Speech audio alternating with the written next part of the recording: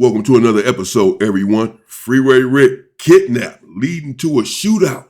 Back in the days, many drug kingpins were being kidnapped and held for ransom. Some of these individuals, even once they were kidnapped and the ransom was paid, they still ended up dead, leading to many individuals refusing to pay a ransom when they were kidnapped.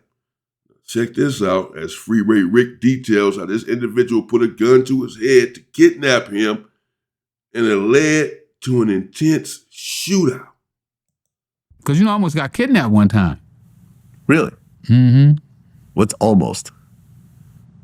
Well, they had me I got in the car. They put the gun to my head, told me to get in the car. I got in the car. But the guy took his eye off of me for a second, and I was able to grab his hand with the gun and get the gun out of his hand. You got the gun out of his hand? Mm-hmm. It was just one guy? It was a guy and a girl, yeah. Okay, what was the girl doing?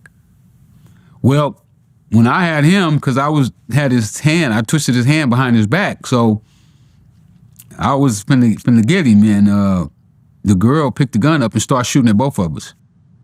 Why was she shooting at him? Well, me and him was wrestling. And then she got the gun. And started shooting in our direction. In the car? No, we got out the car. Oh, you got out the car. Okay, so you got out the car, you were wrestling over the gun. Let me, this is crazy. They'll probably steal my scene for one of their movies, but. Okay. But my mom came in. I was at the house. We was having a party at my house. I had a house right around the corner from my mom's house. This is my first house that we had got. And I spent about $200,000 in the neighborhood where the houses was going for like $60,000, right? We had DJ, big speakers, and side grass, palm trees, smoke windows, everything. So we was having this party, and I was like, man, I'm tired of this party. I'm gonna go kick back. So I go to my mom's house, and I take off all my clothes except my pants, and I'm laying on her couch, and she's like, boy, you parked that car wrong on the side, on the street. The police gonna come over. I told you about doing that. So she said, get up, go move that car. So I got up to go move the car, and I'm walking out, and this guy and this girl walked up on me, and they like, Rick. And I was like, yeah. And, I'm like, man, I ain't doing nothing right now. I ain't selling no dope right now. So before I could turn and walk away, he had snapped the gun out on me. And he said, get in the car. And this is my car. So I open the door, and I get in the driver's seat, and he's standing over the top of the car. The car is here, and he's standing over the top of the car, and he got the gun pointed at my head, and he turned around to the girl and say, hey, get another side. And when he did that, I grabbed his hand. So I started twisting his arm, because I had both of my hand, and he didn't have his. So I started twisting his arm, and jumped out the car, and me and him started wrestling. The gun fell on the ground, and me and him started wrestling. And next thing I know, she was shooting. Bang, bang, bang, bang, bang. I take off running. Okay, but all your guys are... That had to have been a scary situation for him, a spooky situation. Someone pulling the gun, putting it to your head, and trying to take you elsewhere, and then you're able to start wrestling with the individual to try to wrestle the gun out of his hand. But what if he just starts pulling the trigger as you're wrestling? You're going to have to move the gun away from you, make sure that it's not pointing at you as you're wrestling in case he starts firing. He still perhaps has his finger on the trigger, but the rule of thumb is not to allow yourself, if at all possible, to be moved from one location to another. Statistics show that those who are moved from one location to another have a greater risk of dying than those who are not. So the main thing you want to do in any scenario such as this is not allow yourself to be removed from where you're at. If you're going to do what you got to do right now, right here in front of these houses or people or cars passing by or what have you. I'm going to disallow you to take me to a remote area where there is none of this. You already have something planned out as to where you're going to take me, in your basement or a remote area in the woods or whatever where there is no witnesses, and then you will feel much more emboldened to finish me off. If you plan on doing something to me, killing me, unaliving me, and deleting me, then do it right now. I'm not going to let you take me somewhere else, because then you're really going to do it. If you were going to do it now, chances are you probably would have already did it. You don't want to do it now. You don't want to do it here. But if you take me somewhere else in your comfort zone, then they'll feel much more inclined to do that. So you want to be careful, if at all possible, and try to get away from the situation right there. Run, holler, scream, bite, yell, kick. But do not get in the car and allow yourself to be moved to another location, because then the chances of your survival drastically decrease. This is just a fact. Nearby, right? They're around the corner. Around the corner. Yeah. Did they hear By the time they got there, though, we looked for them. The helicopter came, you know, shots in that South Central. Helicopter came. So we riding around looking for him, but we never found him. Did you know who he was, though? Mm-mm. No idea. No. Just some random guy in the neighborhood with a pretty girlfriend. She was pretty. She was pretty. Mm-hmm. Okay. But no one got hit. Nope. This was before cameras and Ring cameras and cell phones. I mean, I wasn't even that big then. You know, I probably was only buying maybe, I don't know, I might have been buying 15 pounds or something. I wasn't that big. 15 is not much in comparison to what he ended up doing, but it's still a lot, but nothing in comparison to how big he ended up becoming, of course, this individual here, Freeway Rick. Yeah, he makes note of the fact that the girl that was shooting at him, looking to take his life, was pretty. Okay, yeah, she was a pretty shooter. She was pretty and with her business, stomped down, pretty and squeezed on him, trying to take him out. Oh, she's cold. I mean, it's big enough to kidnap. Yeah, but you know, in South Central at that time, you know, you could probably get killed over an ounce of cocaine. Okay, so let's say that you didn't get the gun from him. That you sat in the car, he gets in the driver's side, she gets in the back, and he drives you to some location where you get tied up. What happens next? That wasn't happening. What do you mean? I wasn't gonna let them take off in that car with me. He has a gun to your head. Yeah, but I wasn't gonna. They was gonna shoot me right there. So you would lose your life over that situation. Then get in the car and let them take you somewhere? Yeah. Have you heard of situations? Were there kidnappings that were happening during that time? See, they kidnapped little Tommy. Who's that? You don't know little Tommy? Oh, you probably need Tommy to come on your show.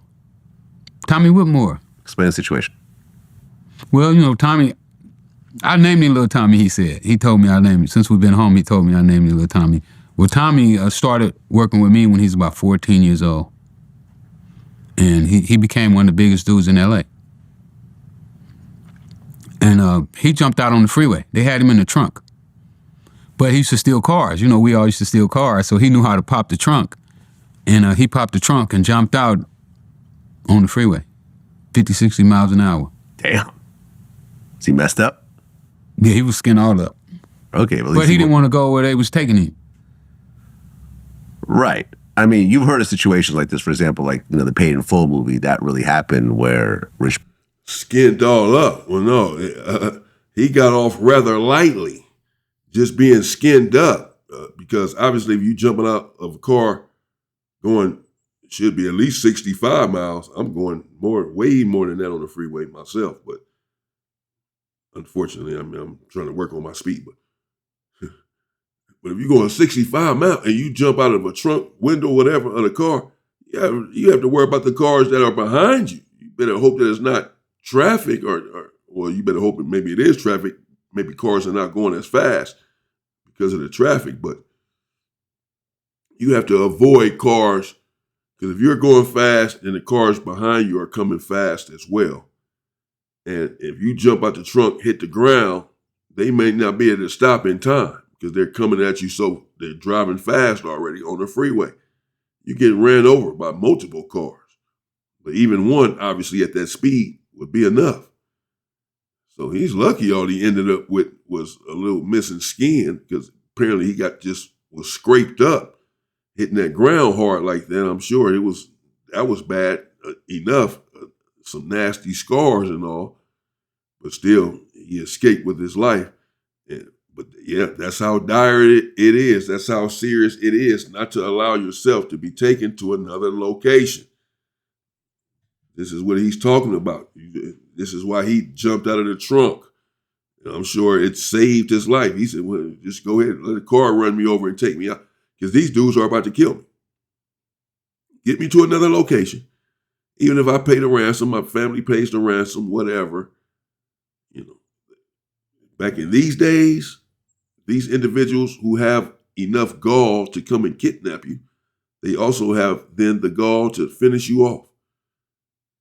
Particularly if they think you know who they are, perhaps you've seen their faces, all of this stuff. No, so he jumped out the car and said, you're not taking me anywhere, because I know I'm not coming back. I'm sure, again, it saved his life. Porter's little brother got kidnapped. They tried to get a bunch of money out of him. They cut off his finger and sent it to show that they were serious. But then Rich Porter gets killed. Burn him with cigarettes. Yeah, they're burning him with cigarettes. I know people got burned up with cigarettes. They just sticking cigarettes to him. Yeah.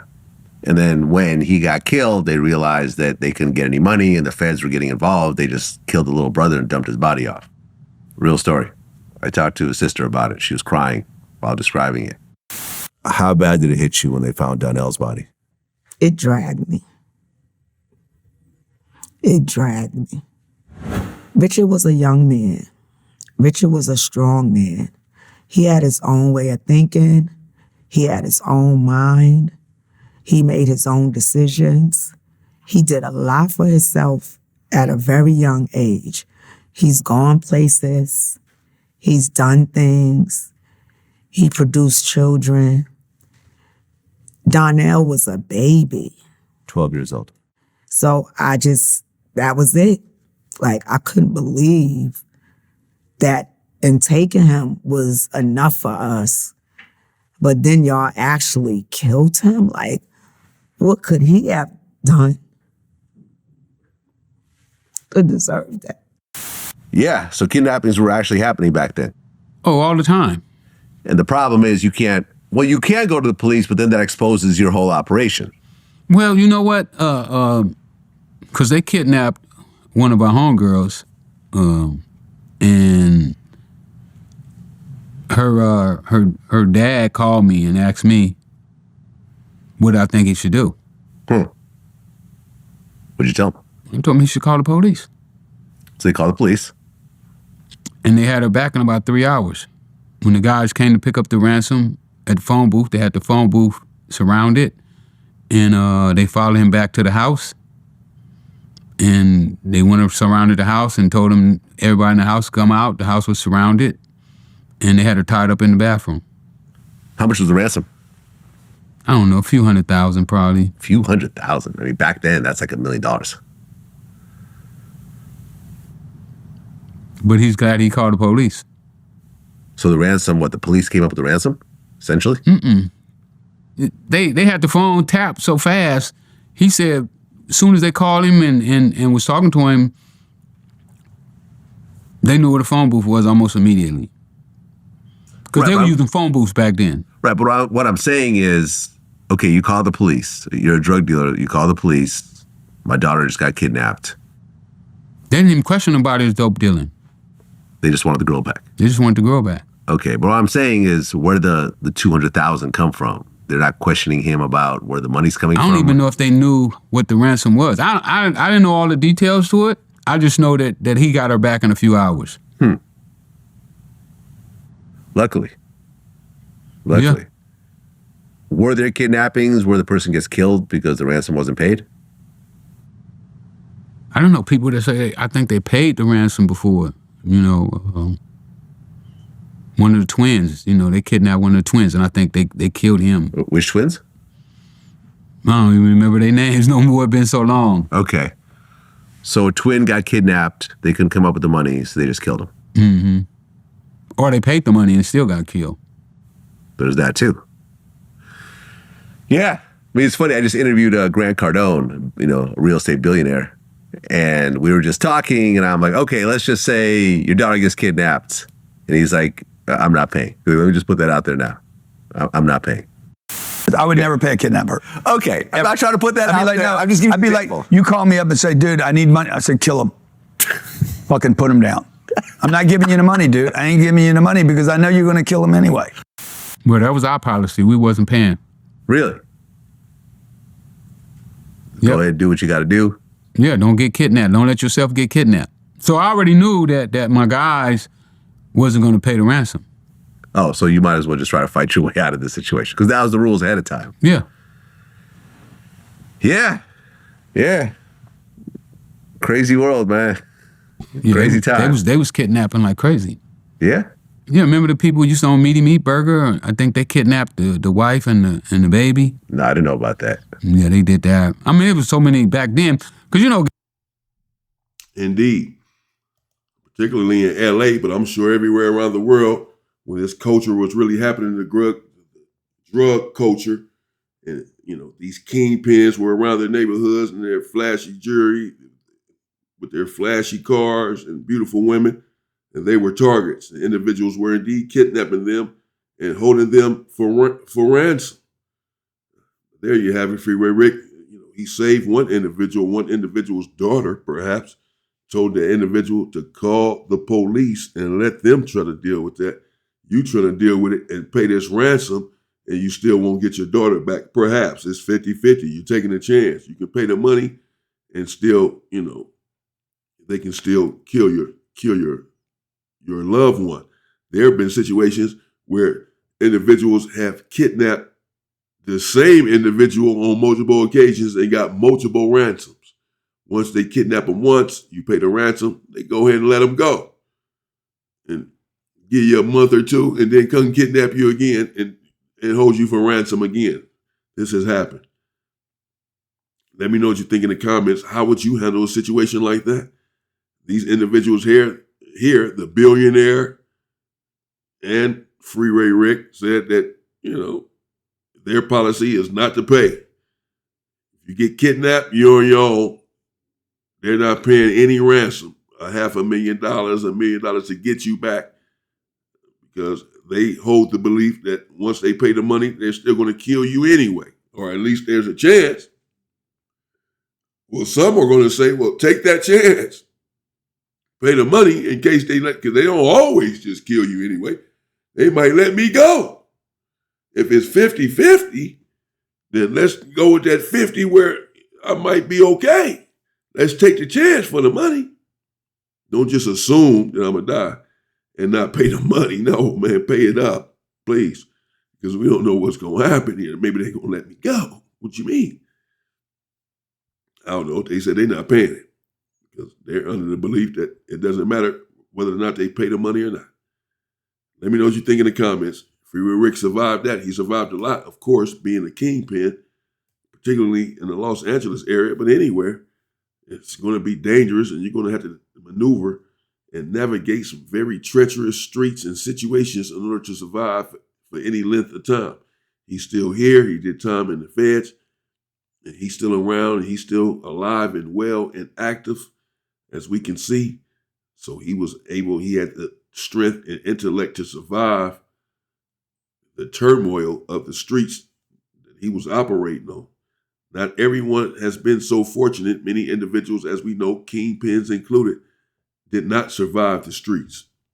They did not survive the game. They ended up losing their life. Stay safe and stay free, people.